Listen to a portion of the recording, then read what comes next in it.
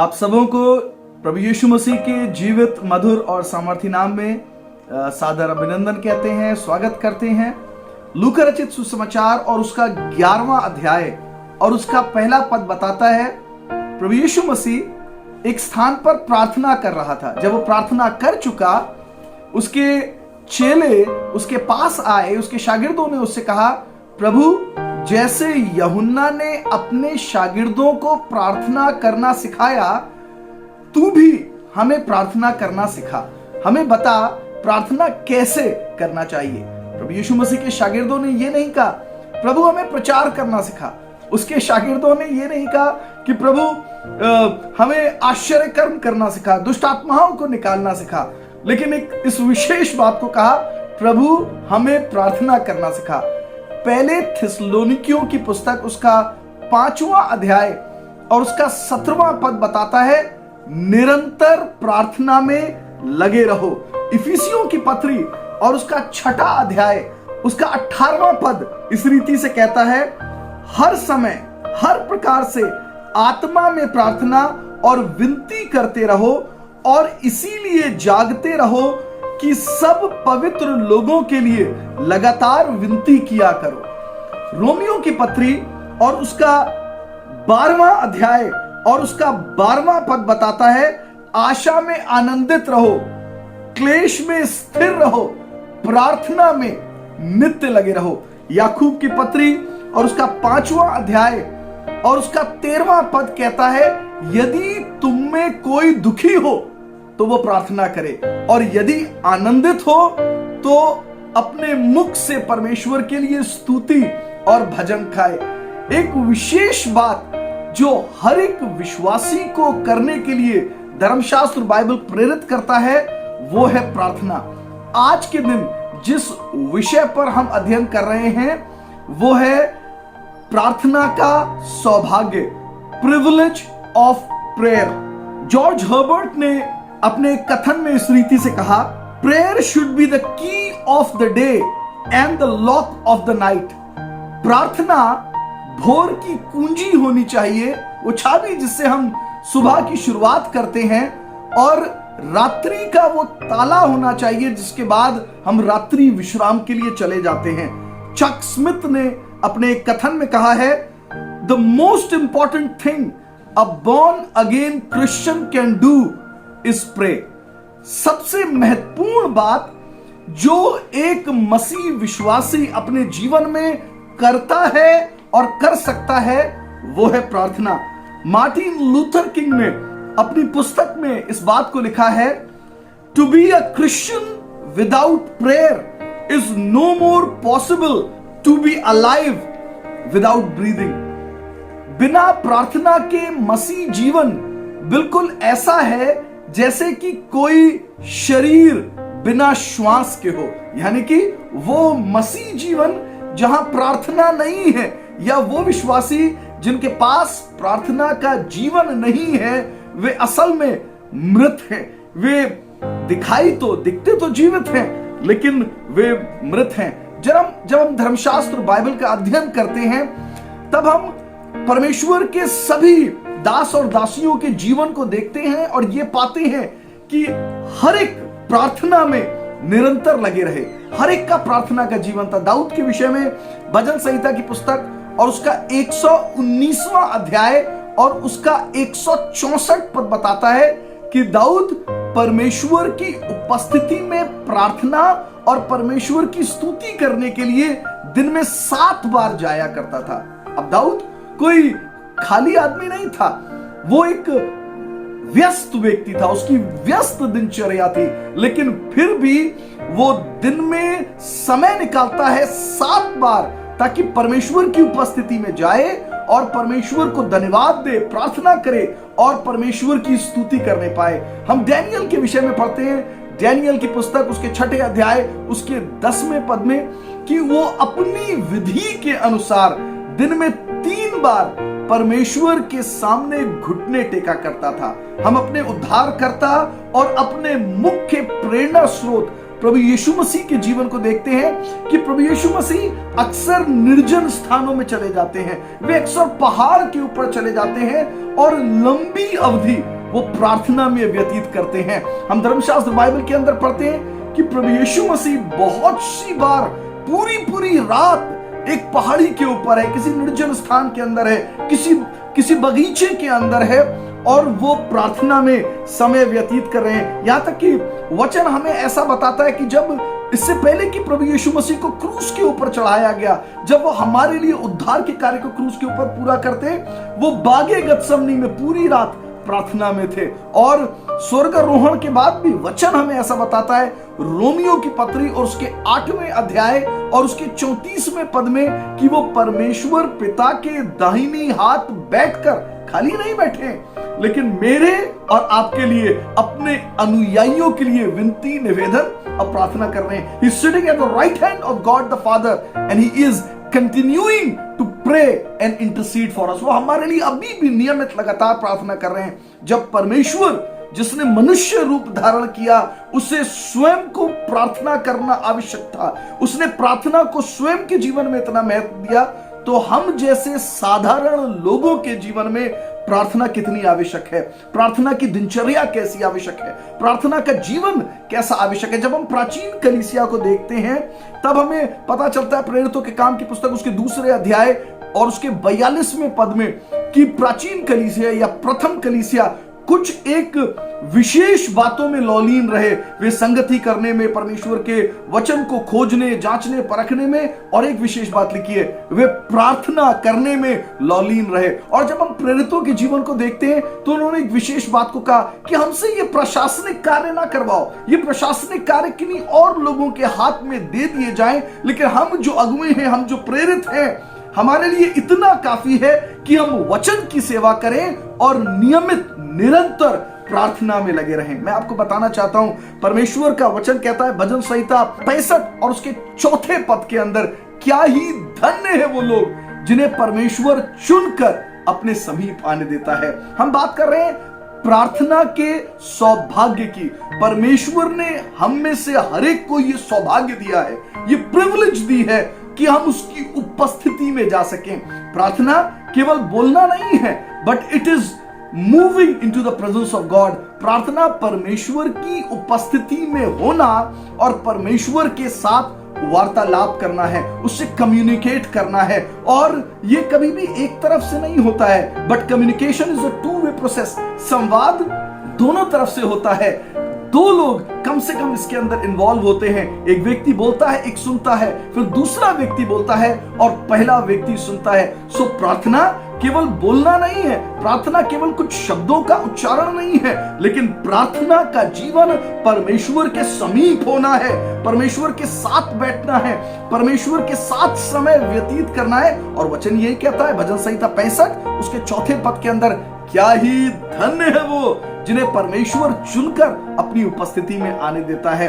ये सौभाग्य हमें और आपको प्राप्त हुआ है कि हम केवल परमेश्वर को जाने नहीं, but we draw in his presence, we sit in his presence, और हम उससे वार्तालाप करने पाए, हम उससे कम्युनिकेट करने पाए। मैं अक्सर इस बात को कहता हूं कि परमेश्वर के सामर्थी दास और दासियां सेमिनरीज में, कॉलेजेस में, यूनिवर्सिटीज में तैयार नहीं किए जाते हैं। परमेश्वर के सामर्थी दास और दासियां प्रार्थना के कक्ष में तैयार किए जाते हैं। Mighty main and women of God are not prepared in seminaries, colleges and universities, but mighty men and women of God, they are prepared in the prayer closets। वो जिनके पास प्रार्थना का जीवन है, वो जो परमेश्वर की निकटता में प्रार्थना के समय बने रहना सीख गए और जानते हैं परमेश्वर उन्हें सामर्थी बनाता है और सामर्थी रीति से अपनी सेवा के लिए उपयोग भी करता है। सो आज के इस अध्ययन में कुछ देर के लिए हम बात करना चाहेंगे, प्रार्थना क्या है, प्रार्थना क्यों करना है, प्रार्थना का उद्देश्य क्या है और प्रार्थना का प्रभाव हमारे व्यक्तिगत जीवन में क्या होता है। सो हम सीख रहे हैं आज प्रार्थना क्या है, प्रार्थना क्यों करना है, प्रार्थना का उद्देश्य क्या है और प्रार्थना का प्रभाव हमारे व्यक्तिगत जीवन में क्या है। 7 बातों को मैं इस अध्ययन के दौरान कहना चाहता हूं। सबसे पहली बात जो मैं कहना चाहता हूं वो ये है कि प्रार्थना परमेश्वर के साथ हमारे संबंध की अहर्ता है। Prayer is the requirement, basic requirement of our relationship with the Lord. परमेश्वर के साथ संबंध में बने रहने की अहर्ता प्रार्थना है। प्रभु यीशु मसीह के लहू के द्वारा हम परमेश्वर के साथ, पिता के साथ संबंध में जोड़े जाते हैं, लेकिन उस संबंध में बने रहने के लिए एक विशेष अहर्ता है। यह महत्वपूर्ण अहर्ता है कि जो लोग परमेश्वर के साथ संबंध में जोड़े जाएं, उनका एक प्रार्थना का जीवन होना चाहिए। हम किसी भी संबंध के लिए, किसी भी रिलेशनशिप के लिए इस बात को जानते हैं कि किसी भी रिलेशनशिप या संबंध का आधार कम्युनिकेशन है, संवाद है, या लोगों का परस्पर एक दूसरे से जुड़े रहना ही उस संबंध को प्रगाढ़ता प्रदान करता है, या वो संबंध अटूट हो जाता है जब लोग एक दूसरे से मिलते जुलते रहते हैं और उनके बीच में कम्युनिकेशन, संवाद बना रहता है। प्रार्थना हमारे और परमेश्वर के साथ यही करती है। प्रार्थना हमें परमेश्वर से जोड़े रखती है। प्रार्थना के द्वारा ही हम परमेश्वर के साथ मुलाकात करते हैं, हम उससे भेंट करते हैं, हम उसके साथ बने रहते हैं और हम उसके साथ संवाद स्थापित करने पाते हैं। यदि किसी भी संबंध के अंदर, चाहे वो पति और पत्नी क्यों ना हो, उनके बीच में यदि संवाद ना हो तो वो रिश्ते टूट जाया करते हैं। यदि 2 मित्र कितने भी प्रगाढ़ किसी समय पे क्यों ना रहे हो, शायद आपके कॉलेज के दिनों में ऐसे मित्र रहे हो जिनसे आप बहुत बहुत घनिष्ठ संबंध रखते थे, और फिर कॉलेज के दिन खत्म हो जाने के बाद यदि आप उनसे बहुत सालों तक संवाद नहीं रखेंगे, वो घनिष्ठता, वो प्रगाढ़ता, वो मित्रता स्वतः धीरे धीरे खत्म हो जाएगी। ये इसलिए क्योंकि संवाद टूट गया। सो प्रार्थना अहर्ता है जिसके द्वारा हम परमेश्वर के साथ संबंध में बने रहते हैं। उत्पत्ति की पुस्तक और उसका 3रा अध्याय, उसका 8वां पद बताता है कि परमेश्वर दिन के ठंडे पहर आदम और हवा से भेंट करने को आता था। परमेश्वर दिन के ठंडे पहर अपनी विधि के अनुसार आदम और हवा से भेंट करने को आता था। आदम और हवा परमेश्वर से भेंट करने को नहीं जाते थे, लेकिन परमेश्वर लालायित था, परमेश्वर इच्छा रखता था कि वो आदम और हवा से भेंट करने को आए। हमसे और आपसे भी परमेश्वर भेंट करना चाहता है। उसने हमें यूं ही बुला नहीं लिया है, लेकिन उसने हमें बुलाया है एक संबंध में स्थापित होने के लिए। और इस संबंध की अहर्ता यह है कि हम उसके साथ प्रतिदिन नियमित रूप से समय बिताएं, उसके चरणों में हो, उसकी निकटता में बैठें, उसके साथ घनिष्ठ संबंध को रखें और एक संवाद स्थापित करें। हम अपनी बातें उससे कहें और हम उसकी बातों को सुने। व्यवस्था विवरण की पुस्तक और उसका 4था अध्याय, उसका 7वां पद कहता है कि जब हम परमेश्वर को पुकारते हैं वह हमारे निकट होता है। Lord is near us when we call him। so जब हम परमेश्वर को पुकारते हैं, बस यही नहीं होता कि हम कुछ बोले जा रहे हैं एक शून्य में, एक खालीपन में, और कोई सुनने वाला नहीं है।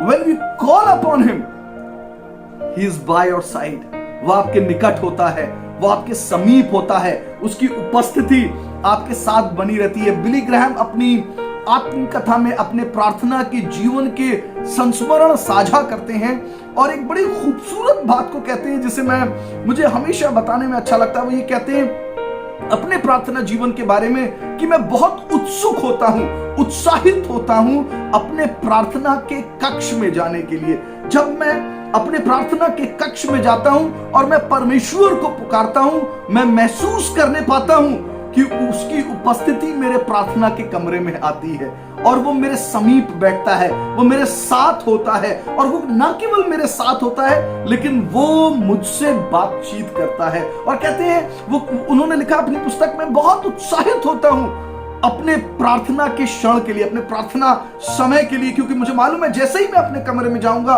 उसे पुकारना शुरू करूंगा, उसकी उपस्थिति मेरे साथ होगी। लेकिन फिर वो आगे लिखते हैं, लेकिन कितनी ही बार ऐसा होता है कि इससे पहले मैं अपने प्रार्थना के कक्ष में, अपने प्रार्थना के कमरे में प्रवेश करूं, परमेश्वर की उपस्थिति वहां पहले से होती है।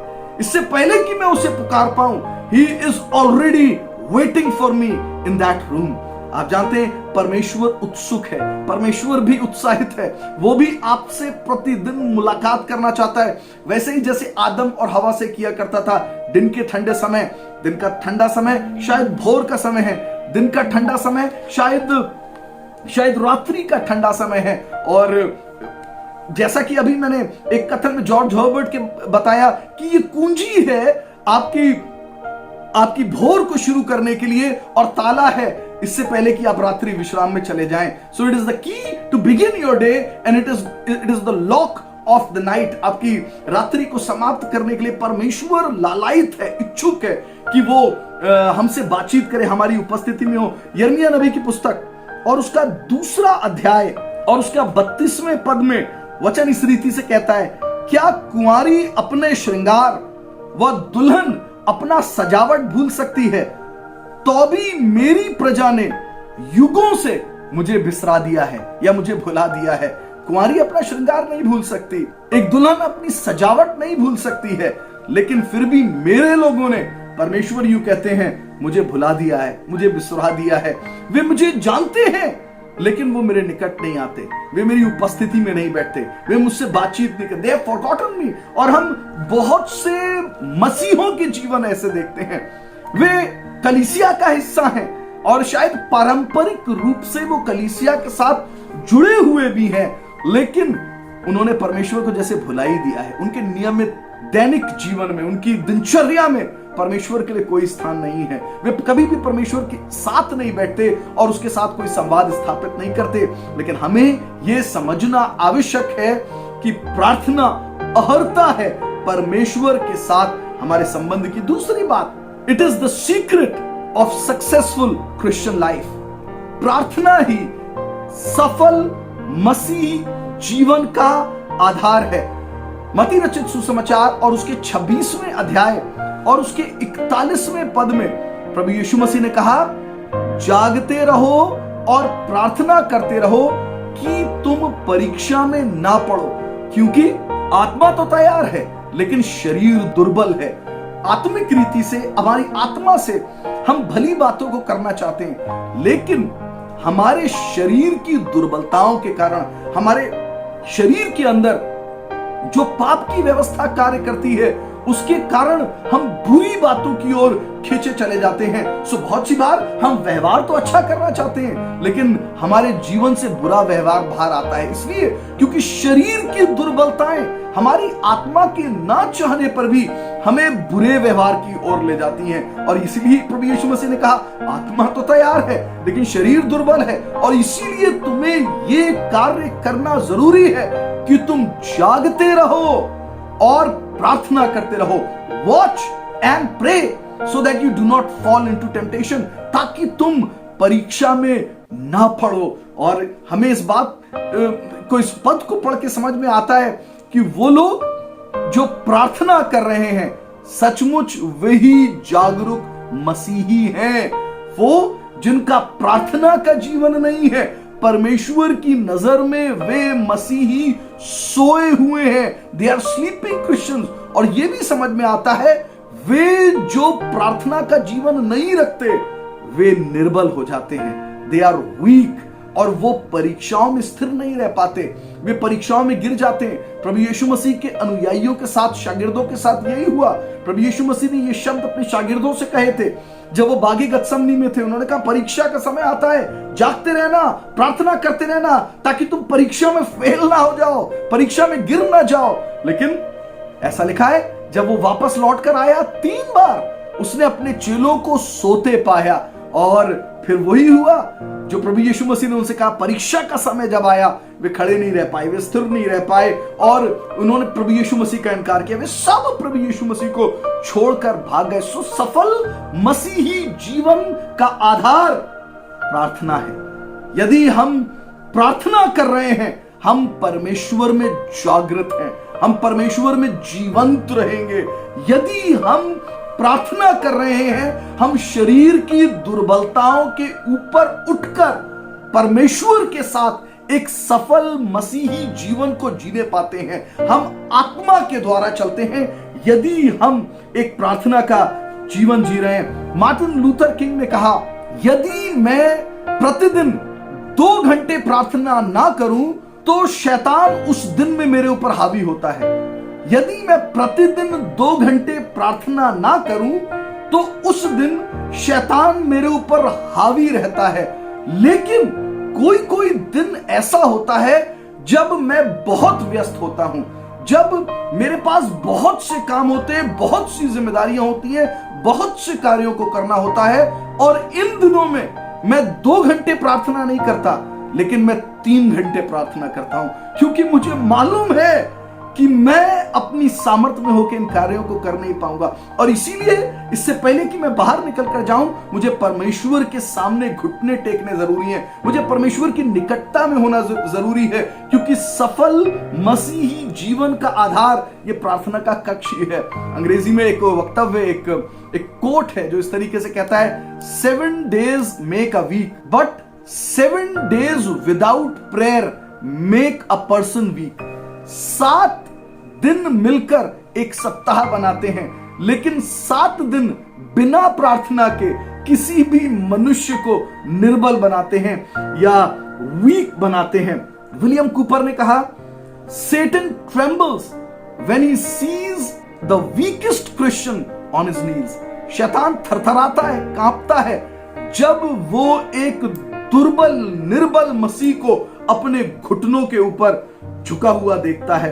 हम अपने रोजमर्रा की जिंदगी में बहुत से इलेक्ट्रॉनिक उपकरण यंत्रों का इस्तेमाल करते हैं, और हम इस बात को समझ सकते हैं कि ये सारे उपकरण बिना विद्युत प्रवाह के, बिना बिजली के, बिना इलेक्ट्रिसिटी के काम नहीं कर सकते हैं। और बहुत से उपकरण हमारे पास ऐसे हैं, जैसे कि हमारा मोबाइल फोन, जैसे कि हमारे लैपटॉप्स, हमारे टैब्स, जिन्हें इस्तेमाल करने के लिए, दिन भर इस्तेमाल करने के लिए हमें उन्हें विद्युत से चार्ज करना, हम बिजली से चार्ज करना जरूरी है। प्रार्थना वही स्थान है जहां पर हम स्वयं को पूरे दिन के लिए चार्ज कर रहे होते हैं। कितनी बार लोग अपने जीवन में विफल इसीलिए हुए हैं क्योंकि वो परमेश्वर के साथ प्रार्थना के कक्ष में नहीं होते हैं, जहां परमेश्वर उन्हें चार्ज करे, जहां परमेश्वर उन्हें पूरे दिन के लिए तैयार करे। और फिर वो बहुत सी बातों को उस दिन में आते हुए अपने ऊपर देख रहे होते हैं जो उनके कंट्रोल से बाहर होती है, उनके नियंत्रण से बाहर होती है, इसलिए क्योंकि उन्होंने स्वयं को उस दिन में, उन दिनों में परमेश्वर के हाथों में समर्पित नहीं किया है। इसी के साथ साथ एक विशेष बात और है, एक और स्थान पर प्रभु यीशु मसीह ने इसी वक्तव्य को कहा कि जागते रहो और प्रार्थना करते रहो, और इसका विवरण हमें मिलता है मरकुस रचित सुसमाचार उसके 13वें अध्याय और उसके 32 से लेकर 37 पद तक। मरकुस रचित सुसमाचार 13वां अध्याय 32 से लेकर 37 पद। उस दिन या उस घड़ी के विषय में कोई नहीं जानता, ना स्वर्ग के दूत, ना पुत्र, परंतु केवल पिता। ये अंतिम दिनों के विषय में है, ये प्रभु के आने के दिन के विषय में है, ये उस दिन के विषय में है जब शायद कलीसिया उठाई जाएगी। ये मुश्किल के दिनों के बारे में, और प्रभु यीशु मसीह कहते हैं उन अंत के दिनों के विषय में, उन घड़ियों के विषय में ठीक ठीक कोई भी नहीं जानता, केवल पिता परमेश्वर जानता है। फिर वो आगे कहते हैं, देखो जागते और प्रार्थना करते रहो, क्योंकि तुम नहीं जानते कि वो समय कब आएगा। हमें नहीं मालूम वो दिन अचानक से कब आ जाएगा, हमें नहीं मालूम ये बातें अचानक से कब होंगी, लेकिन वो इस विशेष बात को कहते हैं, परमेश्वर के दिन के लिए, न्याय के दिन के लिए, अंतिम दिन के लिए, अंत समय के दिनों के लिए यदि तुम तैयार रहना चाहते हो, जागते रहो, प्रार्थना करते रहो, वॉच एंड प्रे। आगे कहते हैं, ये उस मनुष्य की सी दशा है जो परदेश जाते समय अपना घर छोड़ जाए और अपने दासों को अधिकार दे और हर एक को उसका काम जता दे और द्वारपाल को जागते रहने की आज्ञा दे। इसीलिए जागते रहो, क्योंकि तुम नहीं जानते घर का स्वामी कब आएगा, सांझ को या आधी रात को या मुर्ग के बांग देने के समय या भोर को। ऐसा ना हो कि वो अचानक आकर तुम्हें सोते पाए। और जो मैं तुमसे कहता हूं वही सबसे कहता हूं, जागते रहो। और मैंने अभी आपसे कुछ क्षणों पहले इस बात को कहा, वो लोग जो प्रार्थना नहीं कर रहे हैं वे सो रहे हैं, वे परमेश्वर की नजर में सोते हुए लोग हैं। प्रभु यीशु मसीह ने अपने शागिर्दों से बागे गतसमनी में लौटकर कहा, अब सोते रहो, क्योंकि वो घड़ी आ गई जब अंधकार का हाकिम आ गया है। अब वो घड़ी आ गई, अब कोई फायदा नहीं रहा। बहुत से लोगों को ऐसा लगता है वो अंत समय पे प्रार्थना कर लेंगे, लेकिन ये प्रार्थना का कक्ष है, ये प्रार्थना का स्थान है, ये प्रार्थना का जीवन है, ये दैनिक प्रार्थना है जो हमें प्रभु के अंतिम दिन तक के लिए तैयार रखती है, हमें हमारी दिनचर्या के लिए, प्रतिदिन जीवन के लिए तैयार करती है, सफल मसीह जीवन के लिए तैयार करती है, और हमें प्रभु के आगमन के लिए भी प्रार्थना का जीवन तैयार करता है। तीसरी बात जो प्रार्थना के समय होती है, पहले पतरस की पत्री और उसका 5वां अध्याय और उसका 7वां पद कहता है, अपने बोझ को प्रभु यीशु मसीह के ऊपर डाल दो, क्योंकि उसको तुम्हारी चिंता है। सो मैं कहना चाहता हूं, प्रार्थना का कक्ष वो स्थान है जहां पर आप अपने बोझ को, अपनी चिंताओं को प्रभु के ऊपर डाल देते हैं। ये वो स्थान है जहां पर आप अपने सामने से पहाड़ों को, गतिरोधों को, अवरोधों को हटता हुआ देखेंगे। प्रार्थना का कक्ष ही वो स्थान है जहां पर आप द्वार खुलते हुए देखेंगे, जहां मार्ग नहीं भी हो वहां मार्ग बनते हुए देखेंगे।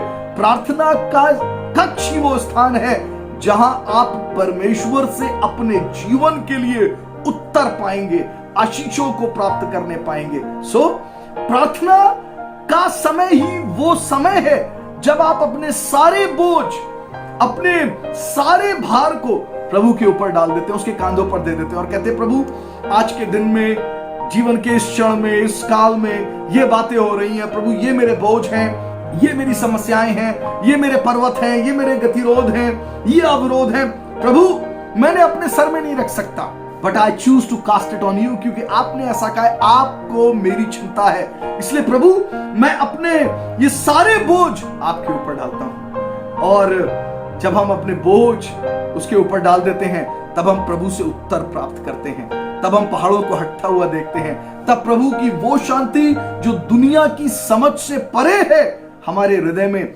व्याप्त हो जाती है। हम एक बहुत ही प्रचलित गीत को गाते हैं, what a friend we have in Jesus. यीशु कैसा दोस्त प्यारा, हमारे सारे बोझ और गम उठाने को, क्या ही उम्दा वक्त हमारा पिता के पास अब जाने को। ये प्रार्थना का समय सचमुच ये हमारा सौभाग्य है कि इस समय हम परमेश्वर के पास जाते हैं और हम अपने सारे बोझ, अपने सारे गम उसके सामने रख देते हैं। और इसकी अगली पंक्ति इस रीति से कहती है, हम राहत अक्सर खोते, नाहक गम उठाते हैं, क्या ही बाइस है यकीनन कि हम बाप के पास नहीं जाते हैं। कितनी बार हम स्वयं दुख झेल रहे हैं, कितनी बार हम स्वयं चिंताओं को अपने दिल में लिए फिर रहे हैं और हम नाहक ही, बेवजह ही अपने गम उठाए हुए हैं और उसकी शांति को अपने जीवन में इसलिए नहीं महसूस करते क्योंकि हम अपने बोझ उसके ऊपर नहीं डालते।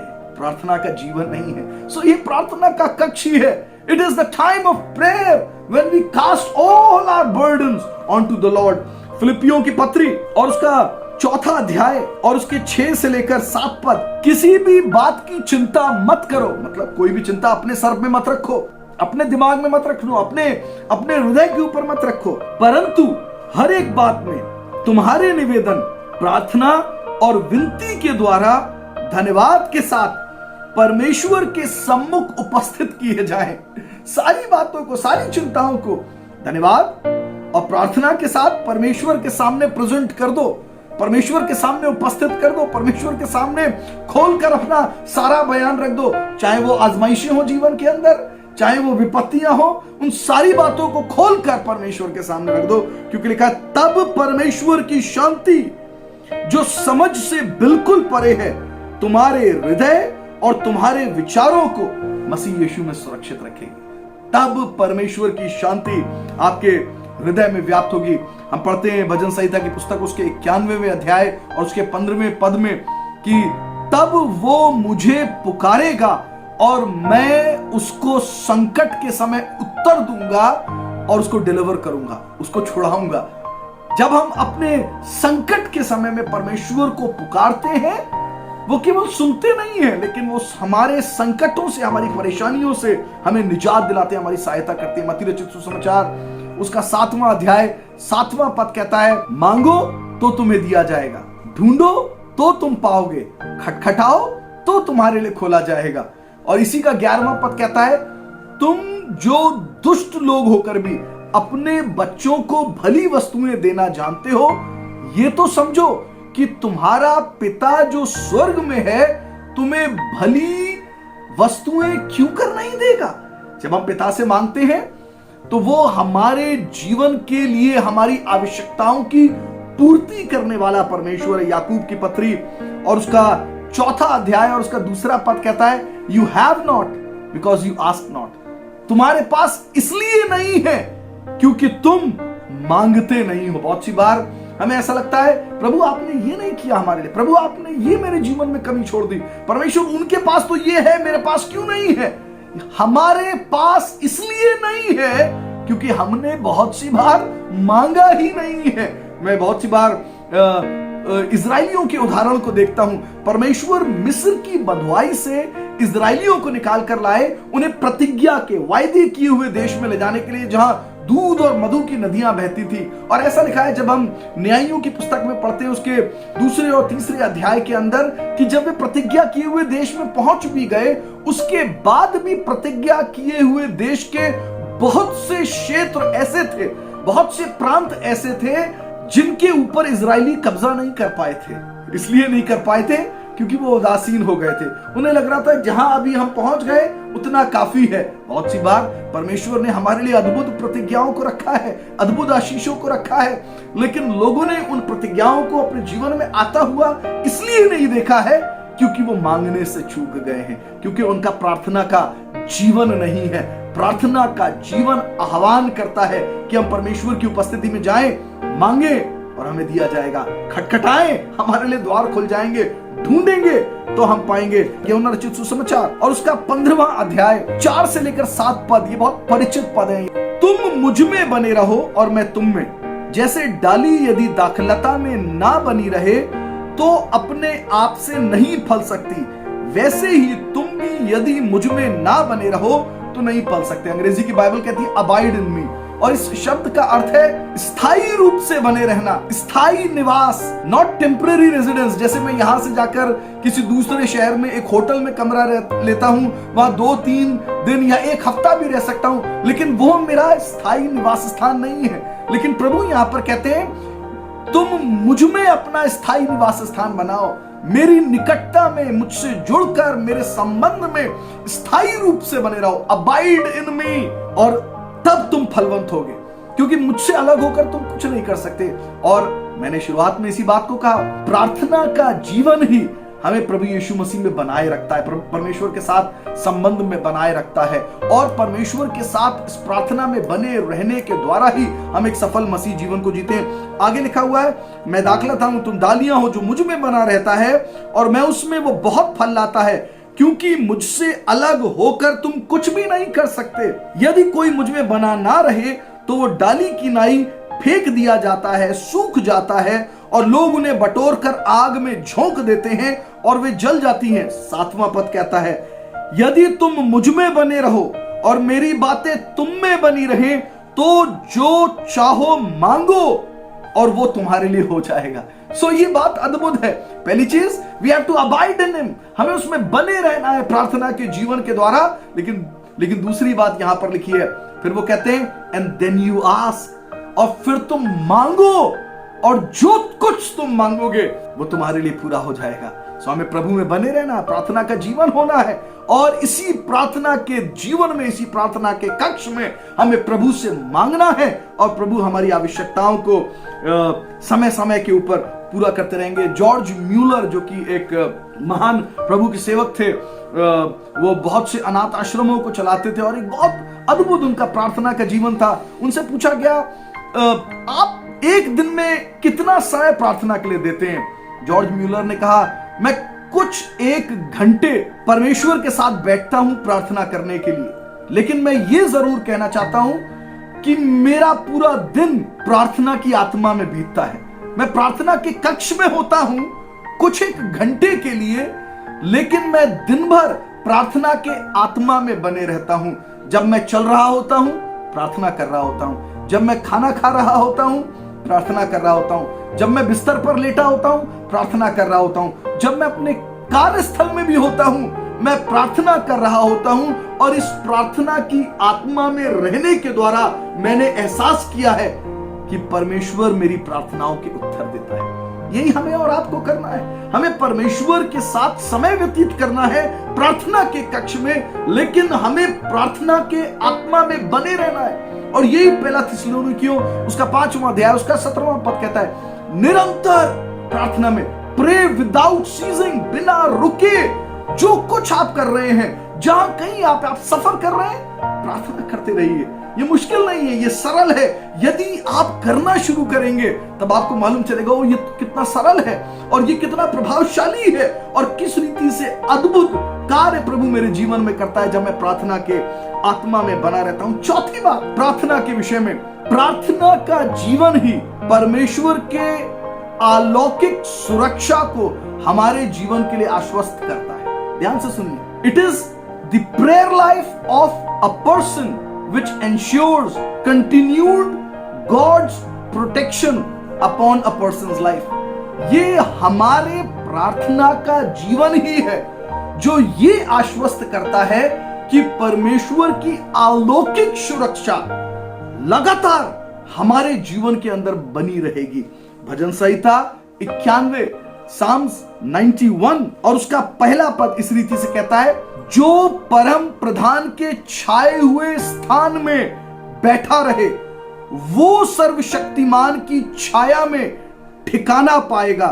मैं यहोवा के विषय कहूंगा, वो मेरा शरण स्थान और गढ़ है, वो मेरा परमेश्वर है, मैं उस पर भरोसा रखूंगा। और चौथे पद में वो कहता है, वो तुझे अपने पंखों की आड़ में ले लेगा और तू उसके पैरों के नीचे शरण पाएगा। उसकी सच्चाई तेरे लिए ढाल और झिलम ठहरेगी। सो पहला पद कहता है, वो जो परम प्रधान के छाए हुए स्थान में बैठा रहता है।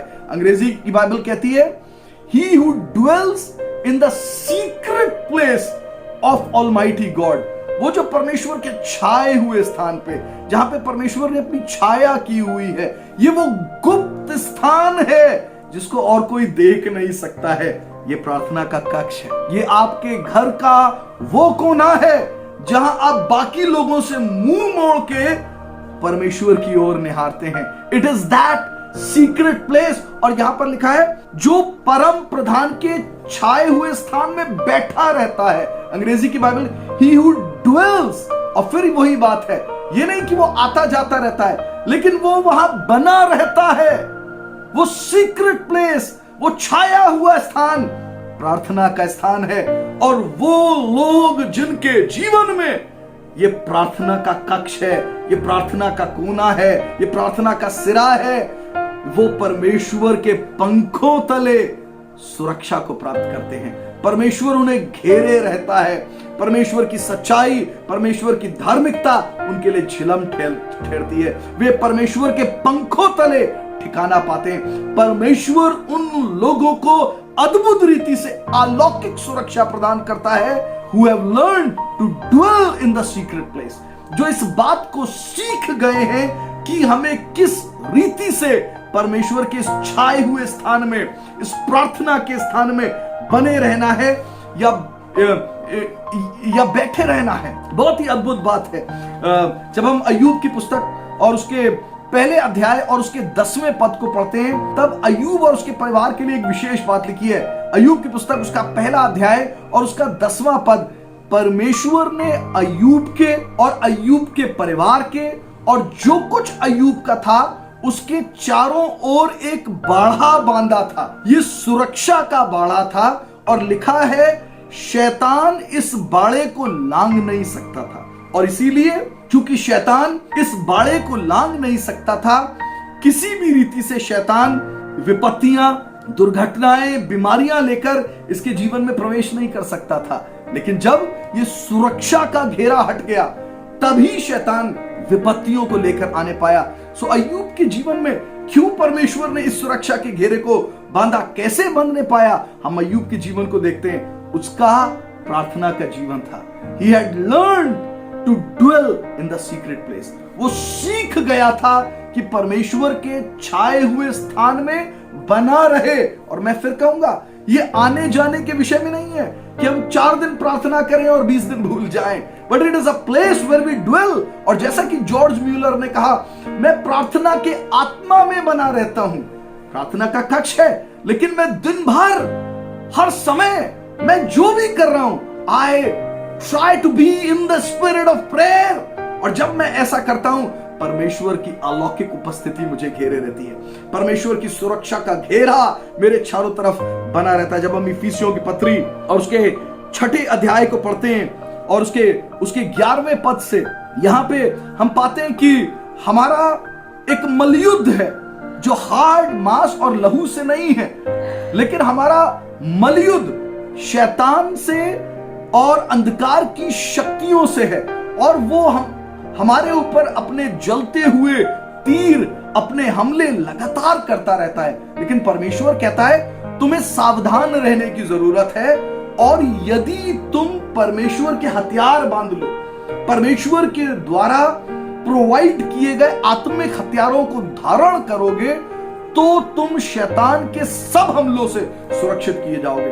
शैतान तो प्रतिदिन में चाहता है कि वो आपके ऊपर एक दुर्घटना लेकर आए, आपके ऊपर एक आर्थिक परेशानी को लेकर आए, आपके घर के अंदर एक बीमारी को लेकर आए।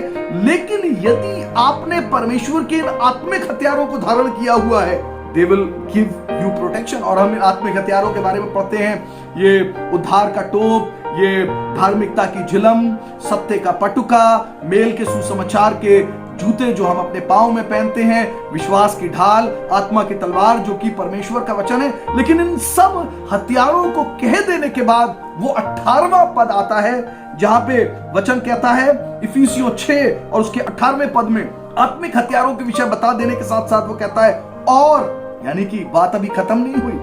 केवल आत्मिक हथियारों को जान लेना काफी नहीं है, लेकिन वो कहता है और हर समय हर प्रकार से आत्मा में प्रार्थना। जॉर्ज म्यूलर ने कहा इन द स्पिरिट ऑफ प्रेयर। और हर समय हर प्रकार से आत्मा में प्रार्थना और विनती करते रहो, और इसीलिए जागते रहो कि सब पवित्र लोगों के लिए लगातार विनती किया करो। मैं इस बात को कहता हूं that the armor of God is secured by the prayers. परमेश्वर के ये हथियार हम धारण करते हैं, हम बांध लेते हैं अपने जीवन के अंदर प्रार्थना के द्वारा। एक उदाहरण के तौर पर कहना चाहूंगा, जब कोई भी खिलाड़ी खेलने के लिए मैदान में जाता है तो उसके पास उसका एक किट बैग होता है, और वो एक विशेष तरीके के कपड़े पहनकर और कुछ एक सुरक्षा के साधन को अपने शरीर के ऊपर लगाकर, बांधकर, पहनकर मैदान के अंदर जाता है। जैसे कि क्रिकेटर्स इससे पहले कि मैदान में जाएं, उनके पास हेलमेट होनी चाहिए, उनके पास पैड्स होने चाहिए, गार्ड्स होने चाहिए, और ये सारे उपकरण उनके पास, सारे यंत्र उनके पास होने चाहिए। लेकिन वो इन चीजों को अपने कंधे पर डालकर मैदान में नहीं ले जाते। इससे पहले कि वो मैदान में पहुंचे, वो ग्रीन रूम में जाते हैं। ग्रीन रूम वो स्थान है जहां पर वो पैड्स बांधते हैं, जहां पर वो हेलमेट पहनते हैं, जहां पर वो गार्ड लगाते हैं, जहां पर वो स्वयं को तैयार करते हैं। मैं आपसे कहना चाहता हूं, परमेश्वर के ये हथियार हम धारण करते हैं जब हम प्रार्थना के कक्ष में होते हैं। ध्यान से सुनिएगा, जो इब्रानी शब्द प्रार्थना के लिए धर्मशास्त्र बाइबल के अंदर दिया गया है वो है तेफिला, TEFILLAH। जो इब्रानी शब्द प्रार्थना के लिए धर्मशास्त्र बाइबल के अंदर दिया गया है वो है तेफिला, TEFILLAH। और इसका उद्गम एक दूसरे शब्द से हुआ है जो है पलेल, PALLEL। और जब हम इन शब्दों का मूल अर्थ जानना चाहें तो वो है टू जज, न्याय करना या जांचना। सो प्रार्थना का स्थान केवल परमेश्वर की निकटता में बैठने का स्थान नहीं है, केवल परमेश्वर के साथ संवाद स्थापित करने का स्थान नहीं है, लेकिन प्रार्थना का स्थान स्वयं को जांचने का, स्वयं के जीवन का अवलोकन करने का स्थान है। We judge ourselves, we look into our own lives, और हम देखते हैं ओ यहां कमी है, मेल के सुसमाचार के जूते तो पहना ही नहीं हूं, मैंने तो उद्धार का टोप लगाया ही नहीं। आज प्रार्थना का कमरा मसीह विश्वासी का ग्रीन रूम है, जहां पे हम परमेश्वर के इस कवच को, सुरक्षा उपकरणों को धारण कर लेते हैं इससे पहले कि हम अपनी दिनचर्या के मैदान में प्रवेश करें। It is the time when we जज आवरसेल्व्स। ये वो समय है जब हम स्वयं को जांचते हैं और स्वयं का अवलोकन करते हैं। पांचवी बात, प्रार्थना के स्थान पे या प्रार्थना के जीवन को जीते हुए ही हम परमेश्वर से प्रकाशनों को और भेद की गहरी बातों को अपने व्यक्तिगत जीवन में प्राप्त करते हैं। It is in the prayer closet that we receive revelations, illuminations and the deep secrets of the Lord. परमेश्वर के भेद की बातें हर एक व्यक्ति के पास नहीं है। नीति वचन की पुस्तक और उसका 3रा अध्याय उसका 2रा पद बताता है, His secret are with the righteous। धर्मी लोगों के पास परमेश्वर की भेद की गहरी बातें हैं, और उनके पास ये इसलिए है क्योंकि धर्मी जन परमेश्वर की उपस्थिति में बने रहना जानते हैं। वो प्रार्थना के कक्ष को इस्तेमाल करना जानते हैं। उन्होंने अपने परमेश्वर के साथ संबंध को प्रगाढ़ किया है प्रार्थना के कक्ष के अंदर। यिर्मयाह की पुस्तक और उसका 33वां अध्याय और उसका 3रा बहुत ही प्रचलित पद है। इस रीति से कहता है यिर्मयाह 33:3 के अंदर, मुझसे प्रार्थना कर और मैं तेरी सुनकर, ध्यान से सुनिए, मुझसे प्रार्थना कर प्रभु कहता है, और मैं तेरी सुनकर तुझे बड़ी बड़ी और कठिन बातें बताऊंगा जिन्हें तू अभी नहीं समझता। वो कहता है जब तुम मुझसे प्रार्थना कर रहे होगे, जब तुम मुझसे बातचीत कर रहे होगे, when you will be sitting in my presence, तब मैं तुम्हें बड़ी बड़ी और कठिन बातें बताऊंगा। और मूल भाषा में इस शब्द का अर्थ है कोठों से घिरी हुई या 4 दीवारी से घिरी हुई बातें। वो बातें जिन्हें लोग देख नहीं पाते। जब हम ऐसे घरों के आसपास से गुजरते हैं जिनकी 4 दीवारें बहुत ऊंची है, हमें मालूम नहीं है उन दीवारों के अंदर प्रांगण कैसा है, मैदान कैसा है, लेकिन जब हम प्रार्थना के कक्ष में होते हैं परमेश्वर हमें उस 4 दीवारी के पीछे ले जाता है, हमें वो प्रांगण दिखाता है, हमें वो गहरी भेद की कठिन कठिन गूढ़ बातों को दिखाता है जो संसार की नजर से छिपी हुई, जिन्हें संसार देख और समझ नहीं सकता। लेकिन ये तब होता है जब हम प्रार्थना करते हैं और जब हम उसको पुकारते हैं। आमोस की पुस्तक और उसका 3रा अध्याय और उसका 7वां पद कहता है, इसी प्रकार से प्रभु यहोवा अपने दास भविष्यवक्ताओं पर अपना मर्म बिना प्रकट किए कुछ भी नहीं करेगा। इससे पहले कि परमेश्वर संसार में कुछ करना चाहे, इससे पहले कि परमेश्वर किसी योजना को क्रियान्वित करे, वचन कहता है वो सबसे पहले अपना मर्म, अपनी योजना अपने दास भविष्यवक्ताओं पर प्रकट करता है। ये भविष्यवक्ता है कौन? ये भविष्यवक्ता वो है जो परमेश्वर की उपस्थिति में बने रहते हैं, जो परमेश्वर के साथ समय व्यतीत करते हैं, जो संवेदनशील है उसकी वाणी को सुनने के लिए। Because when they are at his feet, जब वो उसके कदमों पे बैठे हुए, उसके चरणों में बैठे हुए, वे उसकी आवाज को सुनते हैं। हम पढ़ते हैं यूहन्ना रचित सुसमाचार उसके 14वें अध्याय 26वें पद में, यूहन्ना रचित सुसमाचार उसके 16वें अध्याय उसके 12 से लेकर 15वें पद तक प्रभु यीशु मसीह ने कहा, जब पवित्र आत्मा आएगा तब वो तुम्हें मेरी बातें स्मरण कराएगा। प्रभु यीशु मसीह ने कहा, मुझे तुमसे अभी बहुत सी बातें कहनी है लेकिन तुम सह नहीं सकते, लेकिन जब पवित्र आत्मा आएगा तब वो तुम्हें आने वाले दिनों की बातों को बताएगा। वो अपनी तरफ से कुछ नहीं कहेगा, लेकिन जो मुझसे सुनेगा उन बातों को वो तुम तक पहुंचाएगा। सो पवित्र आत्मा ये बातें मुझे और आपको कब बता रहे होते हैं? जब मैं अपने कार्य के स्थान पर होते हैं, हाँ शायद कभी कभी, लेकिन अधिकतर ये होता है जब हम प्रार्थना के कक्ष में होते हैं। अधिकतर ये होता है जब हम अपने प्रार्थना के कोने में होते हैं, जब हम परमेश्वर के सामने घुटने टेके होते हैं, जब हम परमेश्वर के साथ समय व्यतीत कर रहे होते हैं, तब परमेश्वर मुझसे और आपसे बातचीत कर रहे होते हैं। छठी बात जो प्रार्थना से संबंधित है, 6th thing, it is by prayer we stand in the gap. हम मध्यस्थता की सेवकाई के लिए उपयोग किए जाते हैं प्रार्थना के जीवन के द्वारा। हम मध्यस्थता की, इंटरसेशन की सेवकाई के लिए उपयोग किए जाते हैं प्रार्थना के जीवन के द्वारा। शायद इस संसार में परमेश्वर ने अलग अलग सेवकाइयों को अलग अलग लोगों के लिए रखा है।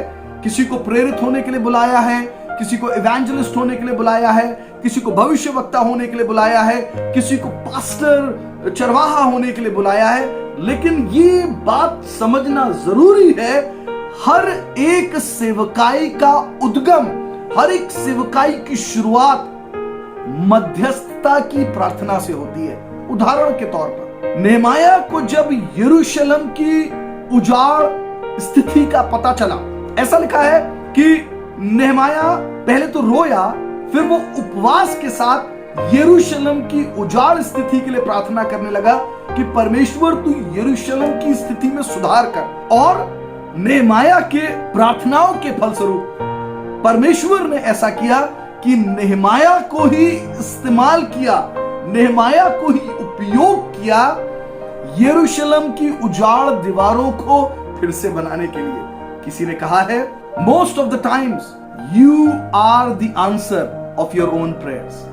बहुत सी बार आप ही अपनी प्रार्थनाओं का उत्तर बन जाते हैं। जब आप किसी विषय के लिए, जब आप किसी वर्ग के लिए, जब आप किसी व्यक्ति के लिए प्रार्थना कर रहे होते हैं। सो इससे पहले कि परमेश्वर हमें किसी और सेवकाई के लिए बुलाए, इससे पहले कि परमेश्वर हमें किसी और रीति से उपयोग करने लगे, वो विश्वासियों को उपयोग करना चाहता है।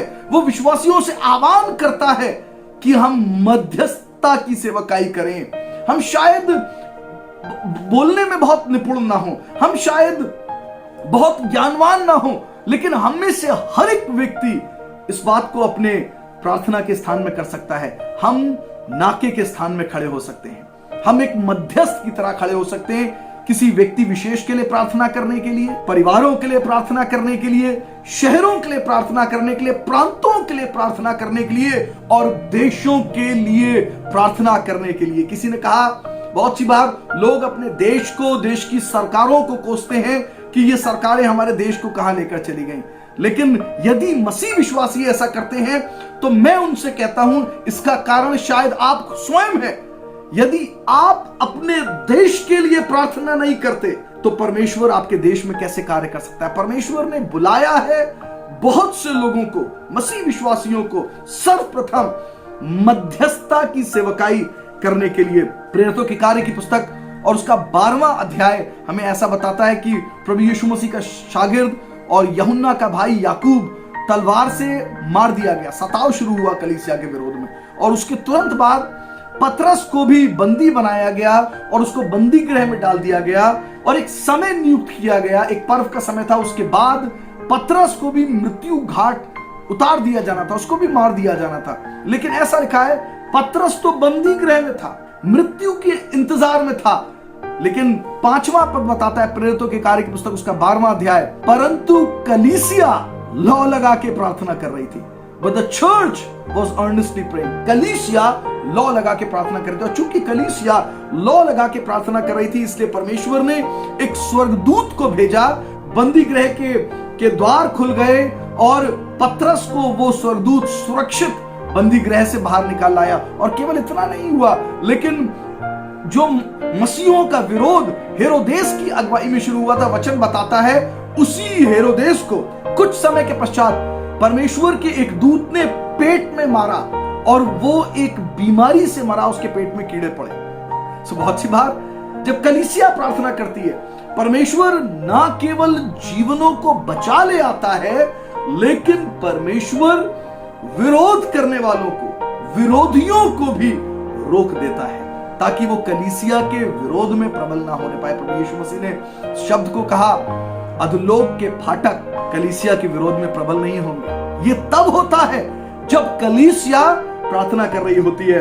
हम निर्गमन की पुस्तक उसके 17वें अध्याय और उसके 8 से लेकर 12 पद तक हम एक घटना का विवरण देखते हैं, जहां पे इजराइल के लोग यहोशू की अगुवाई में अमालेकियों से युद्ध करने के लिए गए, लेकिन उनका अगुआ जो है, वरिष्ठ जन जो है, वो मूसा है। मूसा एक पहाड़ पर चढ़ गया। जब इजराइली यहोशू की अगुवाई में लड़ रहे हैं मैदान के अंदर, यहोशू अपने हाथ उठाकर स्वर्ग की तरफ बैठा है, और ऐसा लिखा है जब तक मूसा के हाथ स्वर्ग की तरफ उठे रहे इजराइली जीतते रहे। लेकिन जब मूसा के हाथ थकने के कारण नीचे हो गए, तब इजराइली पराजित होने लगे। कितनी बार, जब तक आप प्रार्थना कर रहे हैं, आपके बच्चे, आपके परिवार के लोग एक विजयी जीवन को देखेंगे। कितनी बार, जब तक पासवान प्रार्थना कर रहे हैं, कलीसिया के लोग विजयी जीवन को देखेंगे। कितनी बार, जब तक मध्यस्थ लोग प्रार्थना कर रहे हैं, विजयी जीवन देखेंगे। लेकिन जब मध्यस्थों के हाथ थक जाते हैं, मध्यस्थों के हाथ भर जाते हैं, वो प्रार्थना करना भूल जाते हैं, जीवन में पराजय नजर आने लगती है। और ऐसा लिखा है जब मूसा के हाथ ऐसे भर गए कि वो उन्हें उठा नहीं सकता था, तो लिखा है नून ने और हारून ने, नून ने और हारून ने उसके हाथों को दाएं और बाएं थाम लिया ताकि वो हवा में उठे रहें। शायद एक मध्यस्थ की आवश्यकता नहीं है, ये तो कलीसिया का चित्र है। पूरी कलीसिया को मिलकर ये करना है। हमें एक दूसरे के हाथों को स्वर्ग की ओर उठाना है। हम सब विश्वासियों को एक दूसरे के लिए प्रार्थना करनी है। आपको मेरे लिए प्रार्थना करनी है, मुझे आपके लिए प्रार्थना करनी है, आपको अपने पिता माता के लिए, अपने परिवार वालों के लिए, अपने बच्चों के लिए नियमित प्रार्थना करनी है। और जब आप ऐसा करेंगे, ये मध्यस्थता की सेवकाई जो कि प्रार्थना के कक्ष में होती है, आप बहुत से जीवनों को बचता हुआ देखेंगे। आप बहुत से शहरों में बेदारी, जागृति आती हुई देखेंगे। आप बहुत सी कलीसियाओं में अद्भुत आश्चर्य कर्मों को होता हुआ देखेंगे। हम आज के दिन बहुत सी कलीसियाओं में अद्भुत आश्चर्य कर्मों को होता हुआ इसलिए नहीं देखते क्योंकि बहुत सी कलीसियाएं, बहुत से अगुए प्रार्थना के प्रति उदासीन हो गए हैं। लेकिन हमें तैयार होने की आवश्यकता है कि हम प्रार्थना का जीवन जिए। एक गवाही को साझा करना चाहता हूं। ये एक 18 वर्षीय लड़के की है जो परमेश्वर से बहुत दूर था और एक सांसारिक जीवन को बिताता था। इस लड़के का नाम था हडसन टेलर। लेकिन एक दिन ये एक लाइब्रेरी को साफ कर रहा था। उस लाइब्रेरी को साफ करते हुए इसे एक सुसमाचार की प्रति मिली। ये गॉस्पेल ट्रैक था और जब ये सुसमाचार की प्रति को उलट पलट कर देख रहा था तो परमेश्वर के आत्मा ने इसके हृदय से बातचीत करना शुरू करी और ये इतना ज्यादा परमेश्वर की आत्मा से भर गया कि उसने उसी घड़ी अपने आप को परमेश्वर के सामने तोड़ा, क्षमा मांगी अपने जीवन के लिए जो ये संसार के अंदर जी रहा था और उसने अपने आप को परमेश्वर के हाथों में समर्पित कर दिया। कुछ एक दिनों के बाद ये अपनी माता से मिला और इसने उन्हें सुसमाचार सुनाया कि उसने अपना जीवन प्रभु यीशु मसीह को दे दिया है और उसने वो सांसारिकता का जीवन छोड़ दिया है। उसकी माता ने जब उसकी इस घटना के विषय सुना, खुश हुई और उन्होंने कहा, मैं जानती हूं कि तुम्हारे साथ ऐसा हुआ होगा क्योंकि जिस दिन की घटना का तुम जिक्र कर रहे हो, ठीक उसी दिन परमेश्वर के आत्मा ने मेरे हृदय पर यह बोझ रखा कि मैं तुम्हारे लिए प्रार्थना करूं। मैं कुछ और कार्य करना चाहती थी, मैं कुछ और बातों में व्यस्त थी, लेकिन परमेश्वर का आत्मा मेरे ऊपर बहुत बोझ रख रहा था। परमेश्वर का आत्मा मुझे प्रेरित कर रहा था कि बस मैं प्रार्थना करूं और मैं सब कुछ छोड़कर तुम्हारे लिए प्रार्थना करती रही और तब तक प्रार्थना करती रही जब तक कि वो बोझ मेरे ऊपर से हट नहीं गया। और मैंने उसी क्षण इस बात को समझ लिया कि परमेश्वर ने तुम्हारे जीवन में काम किया है। प्रार्थनाएं बेअसर नहीं होती। और ऐसा लिखा है, हडसन टेलर ने अपना जीवन प्रभु को दिया। यह हुआ इसलिए क्योंकि एक माँ अपने बेटे के लिए प्रार्थना कर रही थी। हडसन टेलर वही व्यक्ति हैं जो एक मिशनरी के तौर पर चाइना गए और इन्होंने चाइना में अद्भुत सेवकाई को किया। एक ऐसे देश के अंदर जो सुसमाचार के लिए बंद है, इन्होंने 250 मिशन स्टेशंस को विभिन्न शहरों के अंदर चाइना में स्थापित किया। 800 से ज्यादा मिशनरीज को चाइना के अंदर तैयार किया और 1,25,000 से अधिक लोगों को, चाइनीज लोगों को परमेश्वर के राज्य के लिए इन्होंने जीता। ये होने पाया, एक मिशनरी, एक व्यक्ति, एक जीवन परिवर्तित होने पाया क्योंकि कोई उसके लिए प्रार्थना कर रहा था। परमेश्वर ने हमें बुलाया है कि हम मध्यस्थ बने, मध्य के स्थान में खड़े हों। इज़ेकिएल की पुस्तक उसका 22 अध्याय और उसका 30 पद कहता है, और मैंने उनमें ऐसा मनुष्य ढूंढना चाहा जो बाड़े को सुधारे और देश के निमित्त नाके में मेरे सामने ऐसा खड़ा हो कि मुझे उसको नाश ना करना पड़े, परंतु ऐसा कोई ना मिला। परमेश्वर ऐसे लोगों को ढूंढते हैं जो नाके के बीच में खड़े हों, जो मध्य के स्थान में खड़े हों, परमेश्वर के सामने लोगों के लिए, देश के लिए, शहर के लिए, कलीसियाओं के लिए, परिवारों के लिए विनती निवेदन प्रार्थना करें ताकि परमेश्वर के उद्धार का कार्य उनके जीवन में पूरा हो। लेकिन परमेश्वर कहते हैं मुझे ऐसा कोई व्यक्ति नहीं मिला। जॉन वेस्ली ने कहा, God does nothing except in response to a believer's prayer. परमेश्वर इस संसार में कुछ भी नहीं करेंगे बिना एक विश्वासी की प्रार्थना के द्वारा। क्यों हमें प्रार्थना करने की आवश्यकता है? यदि परमेश्वर कुछ करना चाहते हैं, यदि परमेश्वर के पास कोई योजना है, वो स्वतः क्यों नहीं कर लेते? वो स्वयं क्यों नहीं कर लेते? क्यों उन्हें मेरी प्रार्थनाओं की आवश्यकता है? ऐसा इसलिए क्योंकि उत्पत्ति की पुस्तक उसका पहला अध्याय बताता है कि जब परमेश्वर ने आदम और हवा की रचना करी, तब परमेश्वर ने पृथ्वी का, संसार का सारा अधिकार, पृथ्वी का सारा अधिकार मनुष्य को दे दिया। और क्योंकि परमेश्वर ने इस पृथ्वी का सारा अधिकार मनुष्यों को दिया है, इससे पहले कि वो इस पृथ्वी के ऊपर कार्य करे, उसे ऐसे लोगों की आवश्यकता है जो उसे पुकार कर कहें, परमेश्वर मैं इस पृथ्वी की, संसार की सारी बातों को संभाल नहीं पा रहा हूं, मैं इन परिस्थितियों को संभाल नहीं पा रहा हूं, क्या आप इंटरवीन करेंगे? क्या आप मेरे क्षेत्र में आकर कार्य करेंगे? और जब हम ऐसा करते हैं तब हम पवित्र आत्मा को चार्ज देते हैं, हम परमेश्वर को चार्ज देते हैं, हम कहते हैं now Lord you take over. प्रभु अब आप कार्य करिए, क्योंकि ये चीजें हमसे बिगड़ गई, ये चीजें हमसे ठीक नहीं हो सकती हैं। आपने अधिकार तो हमें दिया था, लेकिन हमने बिगाड़ दिया, हम संभाल नहीं पा रहे हैं। प्रभु आप कार्य करिए। जब प्रभु यीशु मसीह ने लूका रचित सुसमाचार उसके 11वें अध्याय में शिष्यों को प्रार्थना करना सिखाया, तब उन्होंने इसी बात को कहा, जब तुम प्रार्थना करो तो इस रीति से करना, परमेश्वर तेरा राज्य आए, तेरी इच्छा जैसे स्वर्ग में पूरी होती है पृथ्वी पर भी पूरी हो। स्वर्ग में तो परमेश्वर की इच्छा पूरी होती है, लेकिन पृथ्वी पर अभी भी बहुत से अवरोध हैं। इसीलिए जब हम मध्यस्थ की तरह प्रार्थना करते हैं, we put charge in God's hands, हम परमेश्वर के नियंत्रण में चीजों को देते हैं और हम कहते हैं प्रभु आप कार्य करिए। बहुत सी बातें जो उलझी हुई हैं, बहुत सी स्थिति जो खराब है देश और दुनिया के अंदर, वो इसलिए है क्योंकि कलीसिया के लोग प्रार्थना करना भूल गए हैं। God does nothing except by a believer's prayer. परमेश्वर बहुत कुछ नहीं कर सकते हैं जब तक मध्यस्थ खड़े ना हो, जब तक विश्वासी खड़े ना हो प्रार्थना करने के लिए।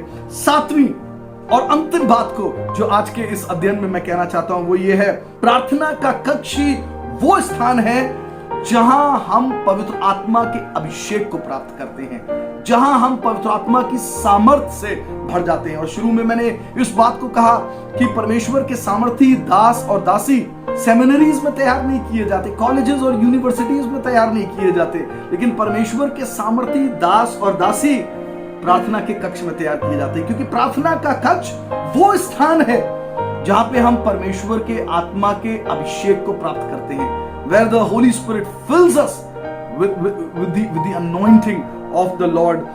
हम देखते हैं प्रेरितों के कार्य की पुस्तक और उसके पहले अध्याय के अंदर जब प्रभु यीशु मसीह का स्वर्गारोहण हुआ, प्रभु यीशु मसीह ने अपने अनुयायियों से कहा, प्रेरितों के कार्य की पुस्तक पहले अध्याय और उसके 8वें पद में, जब पवित्र आत्मा तुम पर आएगा तब तुम सामर्थ पाओगे और तब तुम यरूशलेम में, यहूदिया में, समरिया में और सारे संसार के अंत तक मेरे गवाह ठहरोगे। लेकिन उन्होंने कहा जब तक पवित्र आत्मा ना मिले, जब तक अभिषेक ना मिले, तब तक यरूशलेम में ठहरे रहना। और हम देखते हैं प्रेरितों के कार्य की पुस्तक उसके पहले अध्याय और उसके 13वें और 14वें पद के अंदर की जब अनुयायी लौट कर गए तो वो कहां पर ठहरे हुए थे, वो क्या कर रहे थे?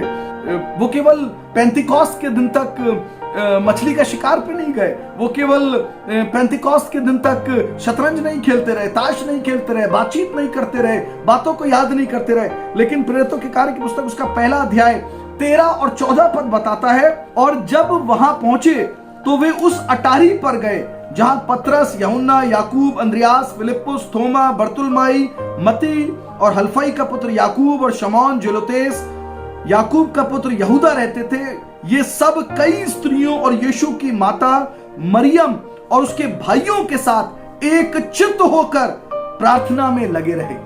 ये अटारी के बारे में है, ये अपर रूम के बारे में है। ये लोग एक स्थान पे इकट्ठा हुए और इस अटारी में ये केवल एक काम में व्यस्त रहे, वे एकचित होकर प्रार्थना में लगे रहे। और फिर वो पेंतिकोस्त का दिन आया जब ये पवित्र आत्मा से भर गए। जब प्रभु यीशु मसीह का स्वर्गारोहण हुआ तो एक बड़ी भीड़ वहां पर मौजूद थी, 500 से ज्यादा की भीड़ वहां पर मौजूद थी। लेकिन पेंतिकोस्त के दिन केवल 120 लोग थे, केवल 120 लोग थे, क्योंकि एक बड़ी भीड़ ने शायद उचित नहीं समझा कि हम ठहरे रहे अटारी पे बिना कुछ करते हुए। लेकिन 120 लोग थे जिन्होंने इस बात की गहराई को समझा और वे परमेश्वर के वचन के अनुसार ठहरे रहे, एक आत्मा में होकर लगातार निरंतर प्रार्थना में लगे रहे। मैं आज की इस अध्ययन के दौरान आह्वान करना चाहता हूं, उत्साहित करना चाहता हूं आप में से हर एक से, प्रार्थना के जीवन के लिए संवेदनशील हो, प्रतिदिन समय निकालें। यदि आप व्यस्त हैं और बहुत सा बोझ भी है आपके सिर पे, अधिक समय निकालें, परमेश्वर की उपस्थिति में जाएं, क्योंकि प्रार्थना का जीवन ही अहर्ता है परमेश्वर के साथ हमारे संबंध की। ये प्रार्थना का जीवन ही है जो मसीह जीवन की सफलता की कुंजी है। ये प्रार्थना का कक्ष ही है जहां हम अपने बोझ को परमेश्वर के ऊपर रख देते हैं। ये प्रार्थना के जीवन के द्वारा ही होता है कि हम परमेश्वर के अलौकिक सुरक्षा में निरंतर लगातार बने रहते हैं। ये प्रार्थना का जीवन ही है, प्रार्थना का कक्ष ही है जहां परमेश्वर से प्रकाशन, गहरी भेद की बातों को प्राप्त करते हैं। ये प्रार्थना का स्थान है, ये प्रार्थना का कमरा है जहां आप मध्यस्थता की सेवकाई के लिए उपयोग किए जाते हैं और मध्यस्थता की सेवकाई करते हुए परमेश्वर आपको बड़ी सेवकाइयों के लिए आगे बुलाहट देता है। सातवीं और अंतिम बात, ये प्रार्थना का कक्ष है। It is the room, it is the closet of prayer, जहां आप पवित्र आत्मा के अभिषेक से भरे जाते हैं। स्वयं को तैयार करें, समय निकालें, आप निर्धारित करें समय। हो सकता है परमेश्वर आपको रात्रि के पहर में उठाए, हो सकता है परमेश्वर आपको भोर के समय में उठाए, हो सकता है आप देर रात तक जागे, लेकिन समय निकालें और परमेश्वर के साथ व्यतीत करें। हो सकता है कोई कहे, ओ मेरे पास तो अलग से कमरा नहीं है कि मैं प्रार्थना करूं, हम तो 4 लोग एक ही कमरे में रहते हैं। शायद एक कोना है। यहूदी लोग एक विशेष काम को करते थे। यहूदी लोग अपने सिर के ऊपर कपड़ा डालते थे और वो कपड़ा उनका क्लोजेट बन जाता था, वो उनका कमरा बन जाता था। इसी रीति से मुझे और आपको स्वयं को तैयार करना है प्रार्थना कक्ष के लिए। आइए अपने आप को तैयार करें, प्रार्थना में जाएं और इस अध्ययन सत्र को समाप्त करें प्रार्थना के साथ। मैं चाहूंगा हर एक व्यक्ति अपनी आंखों को बंद करे। Thank you Jesus, thank you Lord.